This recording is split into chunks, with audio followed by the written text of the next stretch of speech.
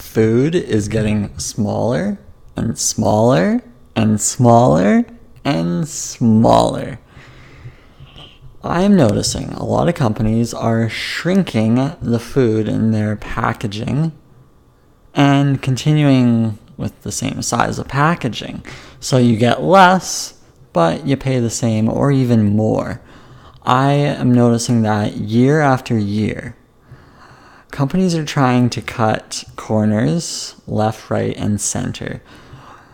One example would be the candy bar industry. Well, Halloween candies are much smaller than they were 10 years ago. If you've ever had a Reese's peanut butter cup today, you'll notice that they are smaller. They are definitely smaller. And also, something that's interesting is the protein powder industry. They're keeping the container of the protein powder the same size, but giving you less powder on the inside. Also, adding fillers here and there. So there's a lot of that going on. And big companies are getting away with it.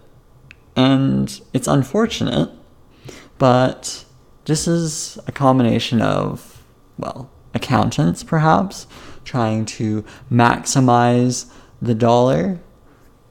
And also marketers are looking to optimize the packaging to make it more design appealing, but then also reducing the amount that you get.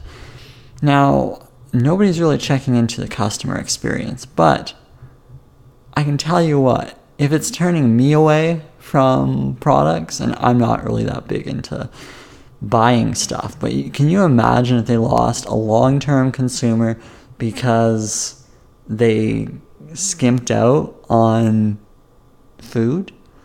So this is a concern. And this applies for all businesses. Anyone who is running a business, anyone who's trying to build something, if you skimp on the meat, then you will lose customers. And it will hurt you. It will hurt your bottom line. So even though you're trying to cut corners and save money in some way, you will lose customers. You're affecting the integrity of the product, and that is detrimental to your sales. It really is. Yeah, because people will talk amazing things about your product if you release a fantastic product. But then, if you decide, we're going to cut corners, then the product isn't so good anymore, and then the consumers stop talking about it because there's nothing exciting about it anymore. That's what happens when you miniaturize your food. I don't know if I said that right, but whatever.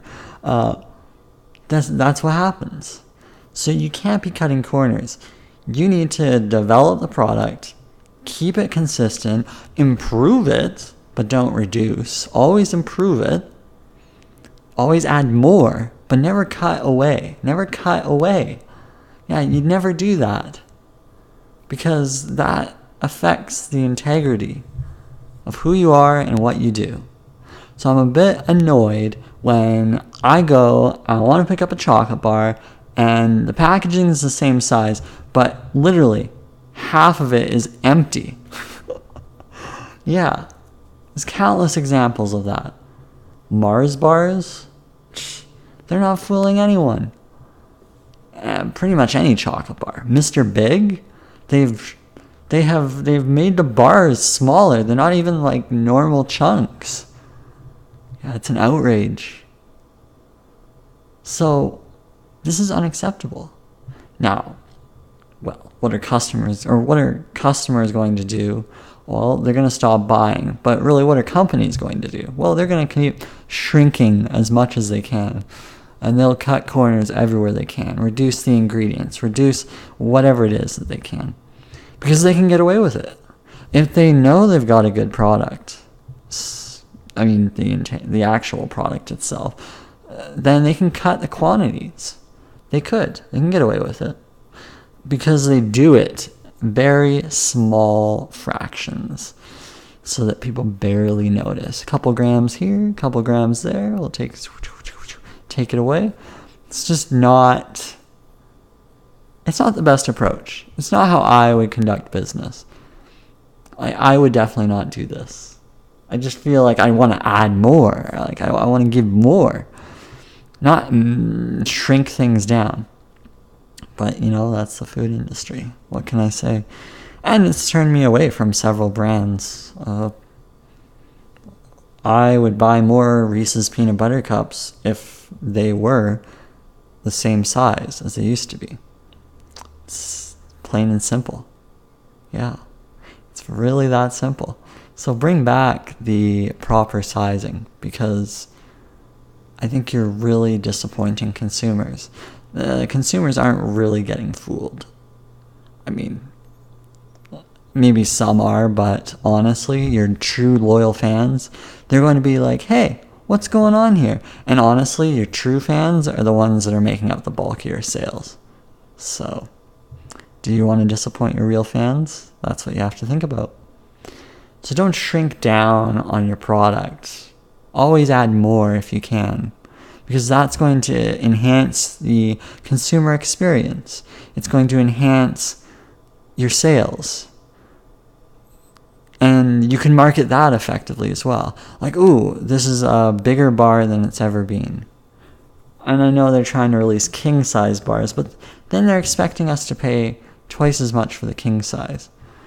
And it's like, well, what's this regular size bar? Like, why do they keep shrinking it down? Plus, you're going to sell a bar, and it's already cheap enough. Why not keep the size the same, or make it bigger, and maintain the price, or increase a little bit of the price for inflation? That's just the reality, is the prices go up, so you could do that. But shrinking the bar down and then keeping the price the same, or even increasing it, that's just highway robbery. Now, okay, it's not just food.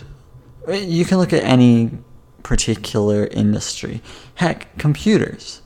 Shrinking the size down, increasing the price, and cutting corners and affecting the product. I talked about laptop keyboards in a previous video. Cutting down on the size, cutting down on the thinness, anywhere they can do to cut corners, right? So it's a bunch of industries that are shrinking things down to the point where quality is being affected. And it's a concern. And that's why I thought I'd bring that up in this video, because it's relevant to anyone that's trying to build a business. Don't skimp on product quality. Okay, that's all I got. Until next time, toodles.